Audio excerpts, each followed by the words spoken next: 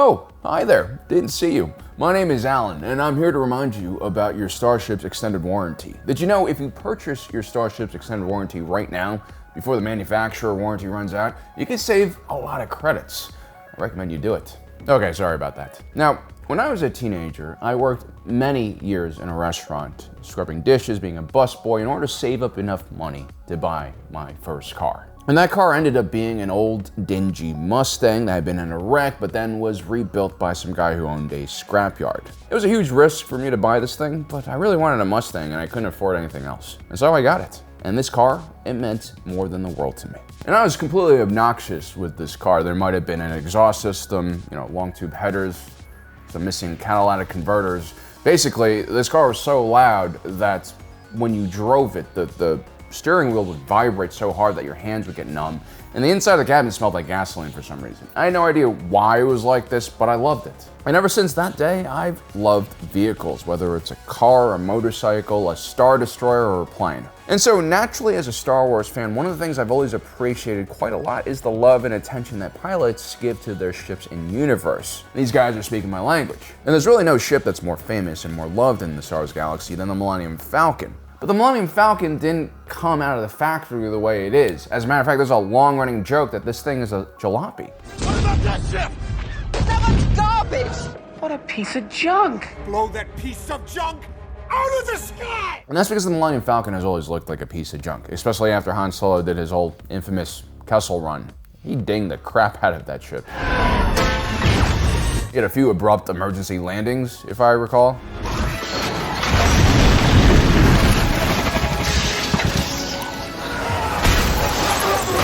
They were even attacked by some gigantic squid monster that existed in the void.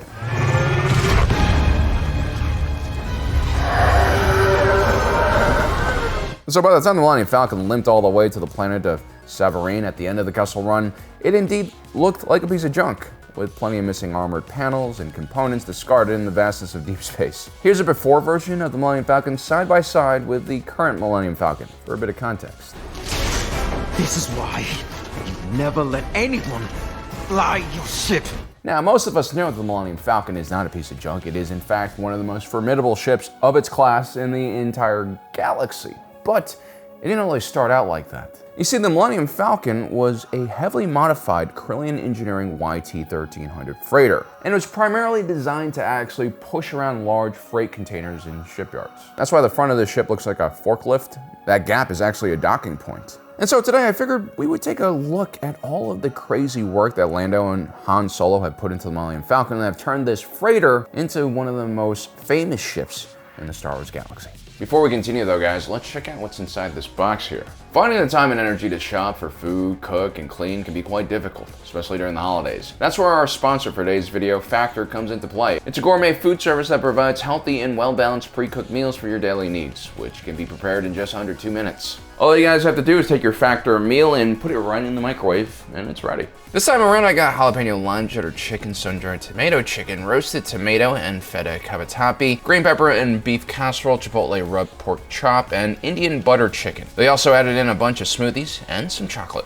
as well. Factor takes into account a diverse range of dietary needs and tastes. They have keto options, flexitarian options, vegan, veggie, or protein plus options. You can also choose from a list of various add-ons like lunch on the go, snacks, juices, and even breakfast. So if you guys are tired of bland and unhealthy food, which can be very time-consuming to cook, why not check out Factor? Head to Factor75.com or click the link below and use our code GENTECH50, that's all caps, to get 50% off of your first Factor box. If you guys haven't watched our recent video talking about why Calrissian Engineering Corporation makes probably the most popular line of ships in the entire galaxy, you should definitely check it out. Basically, this is a very unique company with a unique set of principles that can be seen in the designs of all of its ships. While most manufacturers ship out complete vessels that are designed to only operate the way they are built, Calrissian Engineering ships are built with expansion and upgrades in mind. The ships are quite modular,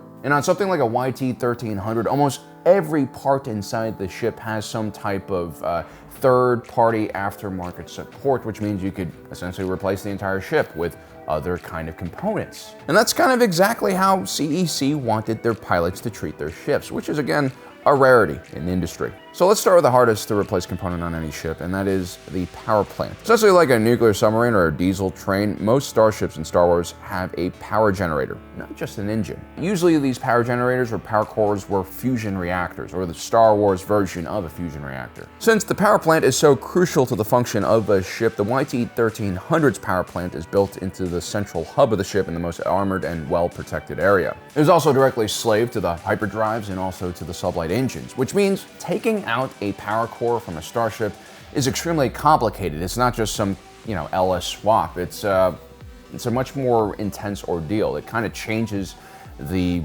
soul of the ship in very drastic ways. And so the Millennium Falcon actually retains the original Quad-X power core that came with the YT-1300. This could be because any type of hypermatter annihilator fusion reactor is going to generate more than enough power that a ship of this size will need. On a side note though, it is mentioned that the YT-2400 light freighter, another variant of the YT series, was supposed to have twice the power output from its core, and so it's possible that the YT-1300 could be expanded a bit more. And as we see in the Millennium Falcon, the Quad-X power core is indeed upgraded by Lando Calrissian and later on by Han Solo. Han Solo would create more custom connections directly from the power drive to like weapon systems and other things to increase the potency of those systems. Now, one of the big problems with having so many owners and so many people tinkering on this ship is that I guess like you kind of lose track of what's been done to this ship, and so there's not an overall blueprint or manual for how this ship operates. So it can be really difficult making this thing run properly. After an extended period of neglect on the planet of Jakku, poor maintenance of the hyperdrive on the ship led to a flux in the motivator, which bled power back into the power core and flooded hypermatter fuel into the ship's auxiliary systems. If Ryan and Han didn't act as quickly as they did, the entire ship could have been flooded by deadly radioactive fuel. So despite its finicky nature, the Quad-X core, ironically, is actually one of the few original parts still on this ship. Now, the Millennium Falcon is famous for doing the Kessel Run in record time, but its real claim to fame is its 0.5 class hyperdrive, which for a period of time was the fastest in the galaxy. It's even faster than military-grade style hyperdrives you can find on an X-Wing or an Imperial-class Star Destroyer. This basically allowed the Millennium Falcon to arrive to its destination through hyperspace at ridiculous speeds. It could even theoretically overtake other ships that are on the same route that have left before it. Now, the YT-1300 originally had a Class 2 Avatar 10 hyperdrive. It was actually a very stable and well-designed unit. It was what CEC considered a universal hyperdrive, as in they could put it in many different ship models. Now, the Class 2.0 limit was a result of limitations that the federal government imposed on ship manufacturers. Generally, only military vessels were allowed to have anything faster. Now, Lando Calrissian is the one who decided that the Avatar 10 was not fast enough for what he needed. And so he installs the ISU Sim SSPO5 hyperdrive. This is a massive piece of equipment, almost twice the size and weight of the 15 metric ton Avatar 10.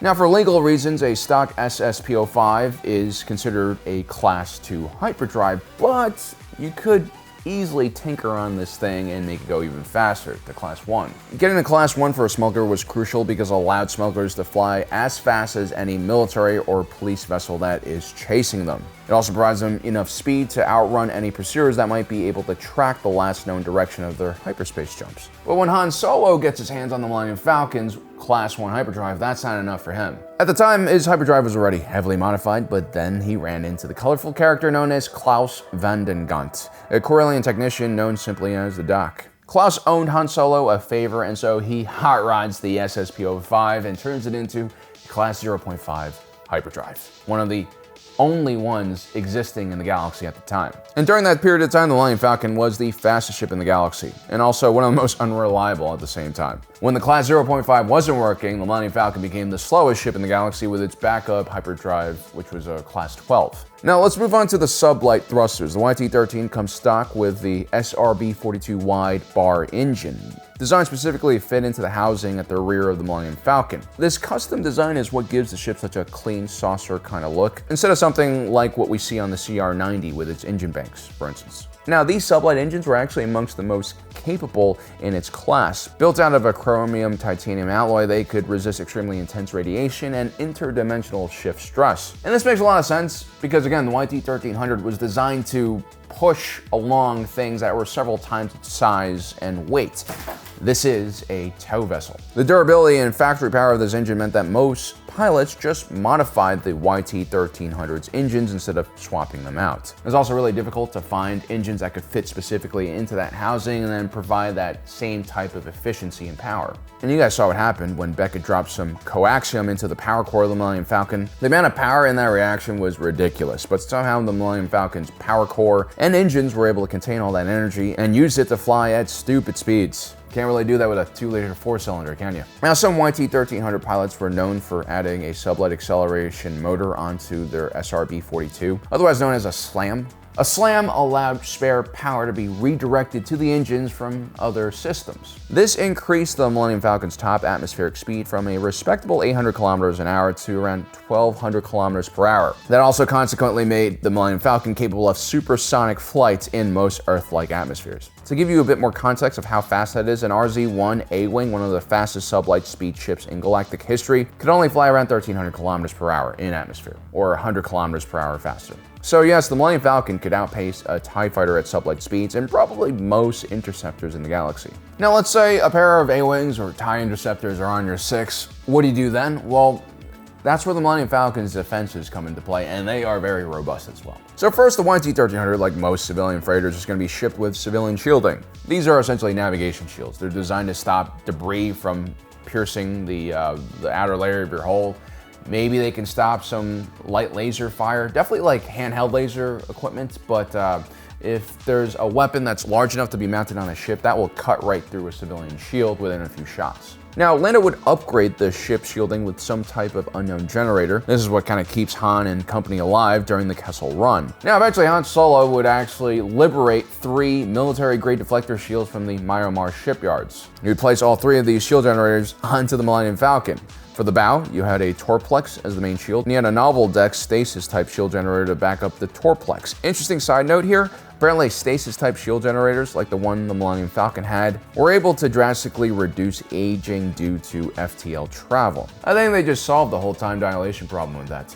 And at the rear of the ship, you have the 3rd generator, which is a Quat Drive Yards deflector shield, very robust. Quat Drive Yards is the outfit known for designing capital ships like the mighty Imperial-class Star Destroyer and Venator-class Star Destroyer. There's also a 4th shield generator known as a Nordoxicon 438 concussion shield generator, and that stopped concussive forces from getting through the shields. So as you can see, the Millennium Falcon has a very complicated defense system that has redundant shield generators of different types. This is something you only see in larger starships, like a Mon Calamari cruiser. It's actually ridiculous that a ship that small would have 3, well actually 4 different shield generators. It's like when you play Starfield and get rid of all the limitations for how you can build a ship. That is what the Millennium Falcon is. It is just loaded with way too many things. And should you get through the Millennium Falcon's impressive shield system with your lasers or concussion missiles, you still have to contend with its hull. Now, the YT-1300 already has a no-nonsense industrial strength Durasteel hull that is really designed to protect the ship from, I don't know, stray debris or large containers that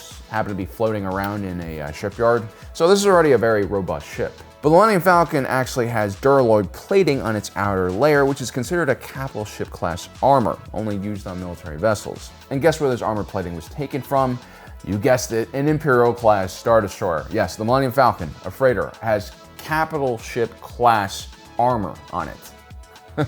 Combine that with Han or Chewie or Lando's piloting skills and a powerful military-grade sensor jamming system, and you have a starship that is incredibly difficult to damage, if you can even hit it at all. The thin saucer shape of the YT-1300 gives it a very small profile, making it very hard to hit, and its circular hull shape also increases the strength of the space frame. Now, a ship as complicated as this needs a very robust computer system to manage all of the systems and reroute power so that the organic that is piloting the ship can just focus solely on flying. Now, the Millennium Falcon, of course, had its own way of solving this issue. You see, it has its original droid brain designated V5T. An additional slicer droid brain was added to the ship called ED4, and then finally you have the former co-pilot of Lando Calrissian, L337. She was actually destroyed during a riot in the Kessel Spice Mines. Lando would save her head and then connect her to the other 2 brains, and these 3 droids would basically form what would be known as the Millennium Collective. And together, they would keep this relatively bizarre and cobbled together ship operating. Without the Millennium Collective, there's no way mere humans would be able to operate this ship without everything just exploding the second you turn on the power core. It's just too complicated of a mess. Finally, let's talk about armament. Millennium Falcon isn't really known for having a lot of firepower, but it definitely has a lot more than the YT-1300, which comes stock with only just one laser cannon. The Millennium Falcon has two CEC AG-2G quad laser cannon turrets. These are very robust cannons that could take out an enemy starfighter in just a single blast. These are usually used as point defense weapons on much larger capital ships. Again, I think you're starting to see the simple strategy behind Solo's madness. Bolt on big things onto your small little ship. The Falcon also had two concussion missile tubes in the front of the ship, along with a smaller Blastech AX-108 ground buzzer. This last weapon is designed to protect the crew when they have to board the ventral boarding ramp under fire. I wouldn't say that the Millennium Falcon's armament is anything to write home about. Is it robust? Yes. Is it really designed for a larger ship? Yes.